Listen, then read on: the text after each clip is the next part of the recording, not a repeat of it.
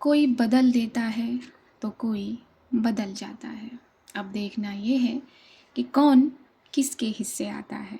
नमस्कार, कैसे हैं आप सभी? दुआ और उम्मीद दोनों है कि आप सभी बहुत अच्छे होंगे। तो बहुत बहुत स्वागत है आपका, खुशामदीद, अभिनंदन, welcome to my channel R A only love. जो लाइंस मैंने कही वो मेरी ही हैं, बट बहुत गहरी हैं। जिसे समझ आए ज़रा कमेंट करके मुझे भी समझाइएगा। रिकैप लूँ उससे पहले कुछ कहना चाहूँगी। अभी मैं रिकॉर्ड करने बैठी तो मेरे फ़ोन ने जो रिकॉर्डिंग है वो अलाउ नहीं की। Don't allow, you are not allowed. ये फ़ोन मेरा ही है और मुझे ही अलाउ नहीं कर रहा है भाई। न जाने और कौन कौन ये तरीका अपनाएगा। फिर मैंने कुछ छेड़छाड़ किया अपने मोबाइल में। उसके बाद ये पार्ट रिकॉर्ड हो रहा है और अब आप तक पहुंच रहा है। चलिए रिकैप भी ले लेते हैं। अपने घर आ जाने के बाद संजना बात लेने चली गई थी। रिधिमा ने संजना का बैग पैक करना शुरू किया था। बात लेकर लौटने पर संजना ने देखा कि उसका बैग कोई पैक करने वाला आ गया है। वह उसे बहुत भाया। उसने फिर से रिधिमा को अपनी बाहों में भर लिया। फिर कुछ बातें हुई, कुछ वादे हुए तो कुछ दूरियों के तकाजे हुए। उसके बाद वो पल भी आया और संजना चली गई। तो यही रिकैप था। अब आइए आगे चलते हैं। रिधिमा अपनी ड्यूटी को ज्वाइन कर चुकी थी। उसका मन बहुत उदास था, बहुत भारी था, और उस उदास मन का एक ध्यान अपनी जेब में रखे हुए मोबाइल पर बार बार जा रहा था। हाँ, उसने कहा था ना कि वो मोबाइल अब अपने पास रखेगी। तो एक वादे के आगे टिक लगा दीजिए जो रिधिमा पूरा कर चुकी है। आज हॉस्पिटल के सारे वर्कर्स का जो वैक्सीनेशन का काम था वो ऑलमोस्ट पूरा हो रहा था। उन्हीं बचे हुए लोगों की लिस्ट को चेकआउट कर रही थी रिधिमा अपने उदास मन से। हाँ, उसने मास्क लगाया था मगर उसकी आंखें साफ साफ ये बयां कर रही थी कि कोई तो है जो दिल में रहे और वो उसके पास नहीं। क्या हुआ तुझे? हुँ? इतना उदास क्यों है? नेहा ने इंजेक्शन की डोजेस को नंबर वाइज लगाते हुए पूछा था। कुछ नहीं, उदास निगाहों के साथ बस अपना सर हिलाया था रिधिमा ने। डॉक्टर संजना को मिस कर रही है ना? नेहा ने फिर से पूछा। पता है तो पूछ क्यों रही है? अपने उदासी भरे लफ्ज़ों से रिधिमा ने उसकी बात का जवाब दिया था। ताकि तू मुझसे बातें करे और तेरा जो ये मन है वो हल्का हो सके, इसलिए तुझसे पूछ रही हूँ, समझी? नेहा ने भी उसकी बात का उसी तरह जवाब दिया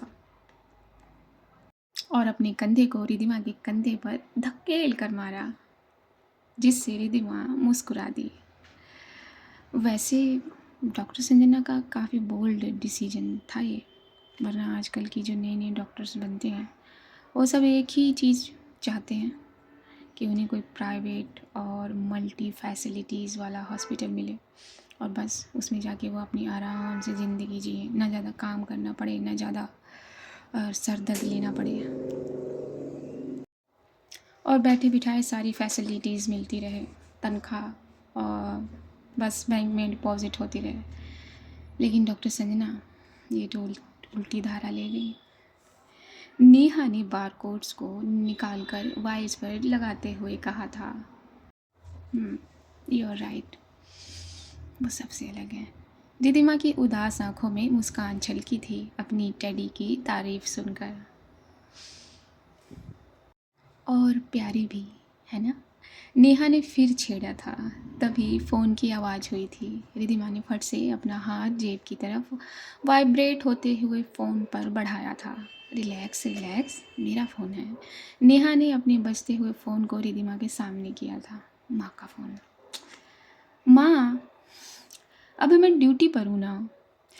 ये कौन सा टाइम है माँ लड़के की फ़ोटो भेजने का? हाँ, नेहा ने चिढ़ते हुए मुंह से कहा था। रिधिमा मास्क में ही उसका ये एक्सप्रेशन देखकर अपने मास्क में ही हंसती थी।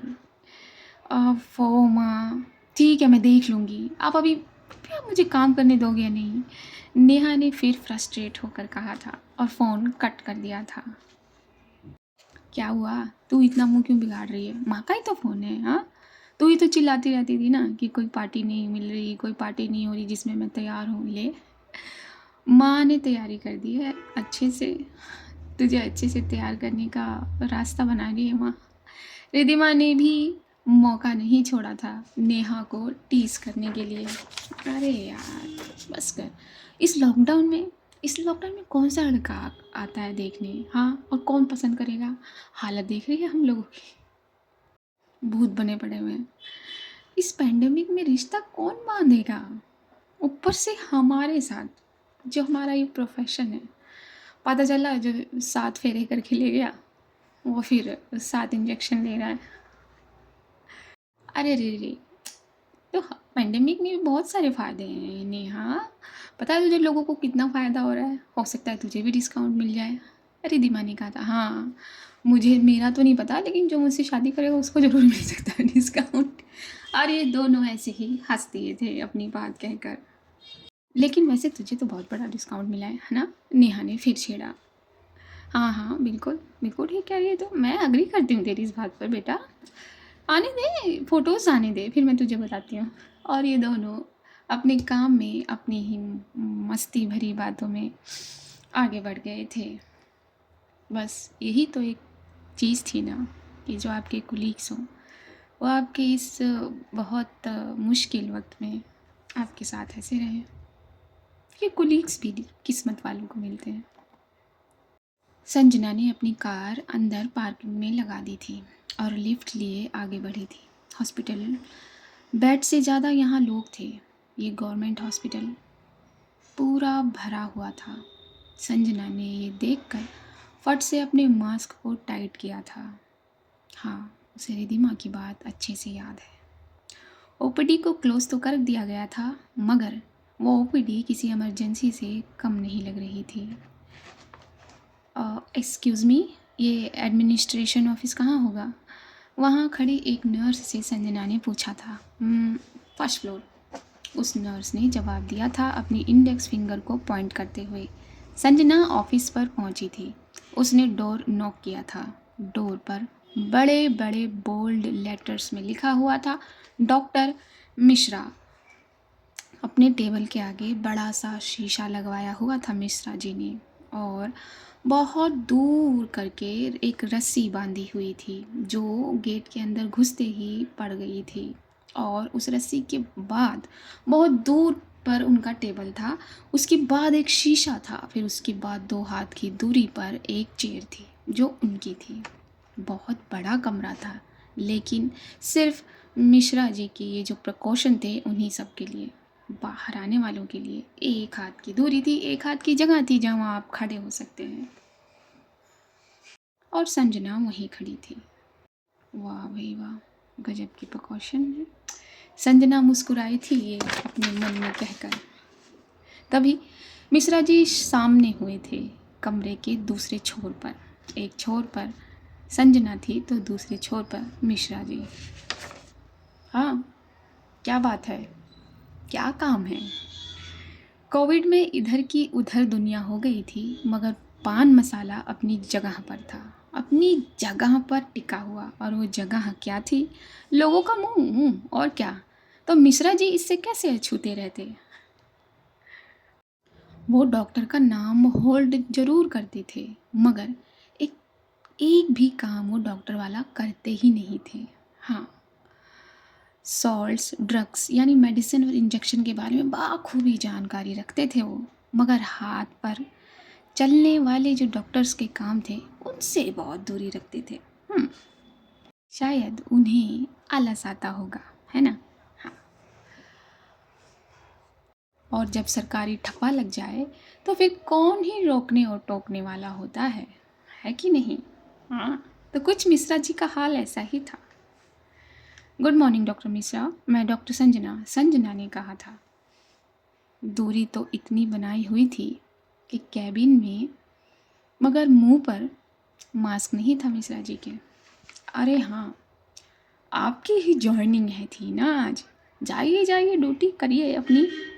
क्या ही परिचय में रखा है, समय बर्बाद होता है और कुछ नहीं। बड़े आराम आराम से अपने मुंह को चलाते हुए मिश्रा जी ने ये बात कही थी। कभी गाऊ माता को आपने रोटी खिलाई है, वो किस तरह मुंह चलाती हैं, बस मिश्रा जी को वैसे इमेजिन कर सकते हैं आप। ओके डॉक्टर, ठीक है, फिर मैं चलती हूँ। संजना ने मुस्कुराकर मिश्रा जी का अभिनंदन किया था और अब हाँ हाँ, किसी को बुलाएं आपकी मदद के लिए क्या? नहीं नहीं नहीं, इतना कष्ट करने की ज़रूरत नहीं, I manage. Thank you so much, thank you for your time. Sanjana ने ये कुछ शब्द बड़ा इंग्लिश में कहे थे जिससे मिश्रा जी बड़ा इम्प्रेस हो गए थे। अरे वाह, इंग्लिश आती है? हाँ हाँ, थोड़ी थोड़ी बोल लेती हूँ मैं, डॉक्टर मिश्रा जी। और संजना ने सिर्फ ये लफ्ज़ कहे और अपने कदम उसने बाहर की तरफ कर दिए थे। संजना ने अपने कदम आगे की तरफ बढ़ाए थे। अपनी जान को बता दूँ कि मैं यहाँ आ चुकी हूँ।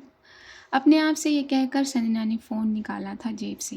तभी पीछे से एक मधुर आवाज़ उसके कानों में पड़ी थी। हे, हेलो। संजना पीछे मुड़ी थी उस आवाज़ पर। बस उसे दो आंखें मुस्कुराती हुई दिखाई दी थी। आंखें बड़ी खूबसूरत थी। हाय, संजना ने फ़ोन वापस अपनी जेब में रखते हुए कहा था। आई एम डॉक्टर निधि। निधि ने हाथ आगे बढ़ाने की बजाय दोनों हाथों को उठाकर सामने जोड़ दिया था।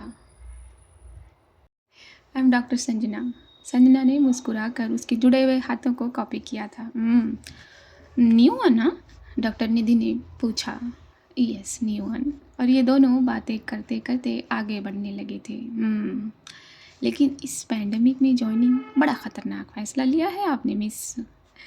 हाँ, वो तो लिया है बिकॉज़ मैं ख़तरों से खेलती हूँ। मेरा मतलब हूँ ही ऐसी, क्या करूँ? संजना ने कहा। अच्छा है, ख़तरों से खेलने वाले बड़े पसंद आते हैं मुझे। जमेगी हम दोनों की। एनीवेज़, ड्यूटी कहाँ मिली है? निधि ने पूछा। संजना ने उसे ड्यूटीज़ के बारे में बताया और दोनों चेंजिंग रूम की तरफ बढ़ गए थे। वैक्सीनेशन की सिरिंज को वापस डिस्पोजल में डालते हुए रिद्धिमा का ख्याल फिर संजना पर गया था। क्या अभी तक आप पहुंची नहीं? कब करेंगी मैसेज? दूर जाते देर नहीं होती कि लापरवाही शुरू हो जाती है आपकी। रिद्धिमा की भवें एक एक शब्द के साथ नाची थी। वो शब्द उसने अपने मन में कहे थे, मगर उसका चेहरा उन शब्दों की गहराई साफ साफ दिखा रहा था। लेकिन क्या करें, मास्क जो है। और उसने अपना ध्यान उसके बाद अपनी ड्यूटी पर लगाया था। वहाँ संजना भी अपनी ड्यूटी पर लग चुकी थी। वहाँ के हाल इस हॉस्पिटल से कितने अलग थे, या फिर ये कहें कि बदतर थे।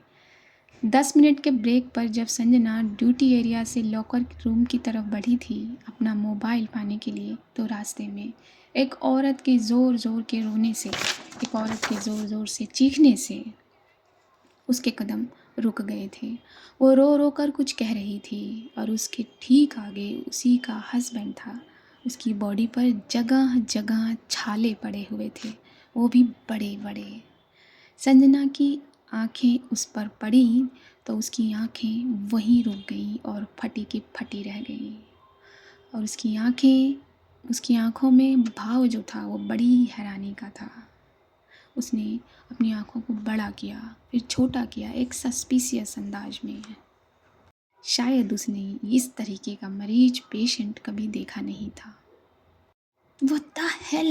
ये क्या है और इस तरह क्यों छोड़ा गया है इसे? संजना उस औरत के पास गई थी ये कहते हुए, आप शांत हो जाइए प्लीज़, शांत हो जाइए। संजना ने उस औरत को शांत करने की कोशिश की थी। कैसे शांत हो जाऊं डॉक्टर?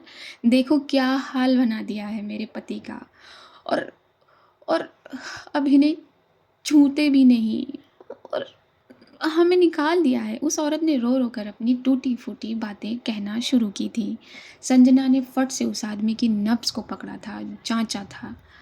आप आप पहले क्यों नहीं आई यहाँ इन्हें लेकर? संजना ने पूछा। अरे डॉक्टर, हम यहाँ 15 दिन से बैठे हुए हैं और आप कह रही हैं कि पहले क्यों नहीं आई? कोई भगा देता है तो कोई पहले बुलाता है। उस औरत की बात पर हैरान हुई थी संजना। 15 दिन से? हाँ, पहले बुखार हुआ था, ज़रा मरा बुखार हुआ था। हम यहाँ लेकर आए थे। इन लोगों ने कहा कोरोना की जांच होगी, हो सकता है कि कोरोना हो। सब जांचें किए, बोले एडमिट करना होगा, तो हम कर दिए। ये सही रहे थे तब, बुखार भी नहीं आ रहा था। ना जाने कौन सी सुई लगाए हैं परसों से। अब इनकी ये हालत है। जगह जगह इतने बड़े बड़े ये क्या उगाए हैं? और अभी सारे हॉस्पिटल वाले कहते हैं कि इन्हें बाहर निकाल दो, बाहर निकाल दो। अरे ऐसे कैसे बाहर निकाल देंगे भाई? उस औरत ने रो रो कर अपनी बात पूरी कही थी और वो अडिग भी थी कि यहाँ से वो जाएगी नहीं। संजना एक एक बात पर उसकी चौंक रही थी। आपका मतलब है ये 2 दिन में हुआ है ये सब? संजना ने पूछा। हाँ डॉक्टर, 2 दिन से पहले सही रहे। ठीक है, शांत रहिए, चिल्लाइए मत, ये हॉस्पिटल है और रोइए मत, रोना बंद कीजिए। संजना ने फट से 2 वार्ड्स बॉय को बुलाया और इस आदमी को स्ट्रेचर पर लिटाया और बेड की तरफ वो इसको लेकर चल पड़ी थी। संजना ने उस आदमी को बेड पर लिटाकर सारे इक्विपमेंट से उसकी नब्ज, उसकी हार्ट बीट सब कुछ जोड़ दिया था। डॉक्टर निधि इसी तरफ से गुजर रही थी तो उनकी नज़र इन पर पड़ी और उन्होंने अपने कदम फट से इस तरफ कर दिए थे। वो ये क्या भला है सांझ? डॉक्टर निधि ने भी अपनी आंखों को छोटा करते हुए उस आदमी को देखते हुए पूछा था और वो नाम ले गई थी वो वाला। डोंट नो डॉक्टर निधि, पता नहीं। संजना ने पेशेंट के बारे में जो नोट किया था सब कुछ वो डॉक्टर निधि के सामने किया। निधि, ओनली निधि। डॉक्टर निधि ने पेपर्स लेते हुए संजना से ये कहा था और पेपर्स पढ़ने लगी थी। पेपर्स पढ़ लेने के बाद निधि ने संजना को देखा था और संजना ने निधि को बड़े ही सस्पिशियस अंदाज में। रिधिमा का मन अब ज़रा गहरा रहा था। उसने 2 मिनट के लिए अलग किया था अपने आप को अपने काम से, अपनी ड्यूटी से। फ़ोन लेकर उसने संजना का फ़ोन मिलाया था। पूरी बेल हुई थी मगर फ़ोन रिसीव नहीं हुआ। रिधिमा ने दोबारा फ़ोन लगाया और इस बार भी पहली बार वाला ही हाल हुआ। कहाँ हैं आप? ये कैसी लापरवाही है सांझ? मैसेज तो करती है एक। नहीं, शायद ड्यूटी पर हूँ। हाँ तो ड्यूटी पर हो तो क्या हुआ, ड्यूटी पर तो मैं भी हूँ, लेकिन क्या 1 मिनट भी नहीं? एक मैसेज तो करना था ना। रिधिमा का चेहरा उतर गया था और फ़ोन उसने अपनी जेब में वापस रखा था और फिर से वो अपनी ड्यूटी पर चली गई थी। वक्त आगे बीता था, शाम हुई थी, ड्यूटी सब पूरी हो गई थी। रिधिमा धीरे धीरे अपने धीमे कदमों और उदास भवों से लॉकर रूम में आई थी। उसकी नज़र सीधा पड़ी थी संजना के लॉकर पर और हाथ अपने आप उस लॉकर पर जाकर ठहर गए थे। ठहरने के बाद उसके हाथ उस लॉकर को सहलाने लगे थे। I miss you my daddy, I miss you smell, I miss voice, I miss you so much. Ridhima की आंखों से आंसू निकल रहे थे। उसका गला भारी हो रहा था। उस भारी गले से उसके शब्द बाहर नहीं आ रहे थे। रिधिमा मिस कर रही थी उसे, जिसकी निगाहें उसके वजूद से हटती ही नहीं थी। उसे मिस कर रही थी जिसकी नज़रों में वो हमेशा रहती थी, हमेशा। इसकी नज़रें उस पर हमेशा पड़ी ही रहती थी। उसे मिस कर रही थी जो हमेशा मिस ब्राउन आइज़ करके इसके इर्द गिर्द घुमा करती थी। उस आवाज़ को मिस कर रही थी जो उसके कानों में घुल जाया करती थी। Miss brown eyes, miss brown eyes, miss brown eyes. Ridhima की आंखों से पानी गिरता चला जा रहा था। वो मिस कर रही थी उन होठों को जो बार बार उसके गालों को चूम लिया करते हैं। वो मिस कर रही थी उन हाथों को जो बार बार उसके चेहरे को अपने में भर लिया करते थे। वो मिस कर रही थी उन बेबाक होठों को जो गाहे बेगाहे कभी भी उसे अपनी बाहों में भरकर उसके होठों को चूम लिया करते थे। वो मिस कर रही थी, वो मिस कर रही थी अपनी मोहब्बत को, वो मिस कर रही थी अपने प्यार को। Miss brown eyes. रिधिमा के कानों में फिर वो आवाज़ गूंजी थी और फट से वो उस आवाज़ पर मुड़ गई थी। मगर जब उसने पीछे मुड़कर देखा तो वहाँ कोई नहीं था। नहीं थी उसकी सांझ, नहीं था उसका टैडी, खाली दरवाज़ा था और कुछ नहीं। रिधिमा की आंखें भी खाली हुईं और वो एकदम से सामने वाले टेबल पर बैठ गई। तो आज के लिए इतना ही, आगे जानेंगे अगले भाग में। चैनल पर नए हैं तो सब्सक्राइब कर लीजिए, मेरी आवाज़ पहली बार सुन रहे हैं तो सब्सक्राइब कर लीजिए, अगर सुन चुके हैं तो लाइक कर दीजिए, शेयर कर दीजिए, हाँ वीडियो को ज़रा आगे बढ़ा दीजिए, इतना तो कर सकते हैं आप। बाकी और क्या कहूँ, जो आपको बदल दे उसे थामे रखिए, जो आपसे बदल जाए उसे छोड़ दीजिए। इतना आसान तो नहीं है, यही कहेंगे आप, राइट? चलिए आपकी बात मान लेते हैं, मत छोड़िए। बाकी दुआ करते रहिए, दुआ में बहुत ताकत है। और अपने पेरेंट्स का ख्याल रखिए। मैं मिलूँगी आपसे जल्द अगले किसी भाग में, तब तक के लिए मुझे दीजिए इजाज़त। नमस्कार।